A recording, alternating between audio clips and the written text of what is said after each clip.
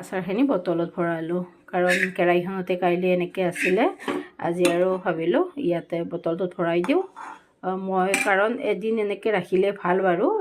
কেৰাহীখনতে তাৰপিছত বটলত সোমাই দিব আৰু মই একেবাৰে বটলটো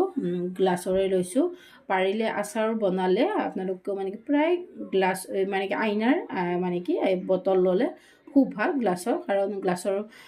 মানে কি বটলত আচাৰখিনি বেছি ভাল আৰু সুৰক্ষিতও হৈ থাকে তেনেকুৱা সেয়েহে মই বাৰু তেনেকুৱাকৈ লৈছোঁ আৰু এতিয়া অকণমান এনে ৰজাই থাকিম বাৰু তেনেকুৱা আৰু ইয়াতে আপোনালোকে ভিনেগাৰ দিলেও দিব পাৰে আৰু ভিনেগাৰ বাৰু নিদিলেও মোৰ এতিয়া বেছি আচাৰ নাইয়ে বাৰু ভিনেগাৰ নিদিলেও কোনো কথা নাই বহুত হ'লে আৰু দি থ'ব লাগে বেয়া হৈ যায় নহয় এনেকুৱা ভিনেগাৰ দিলে বাৰু আপোনাৰ 2 বছৰ 3 বছৰলৈকে কোনো মানে কি কোনো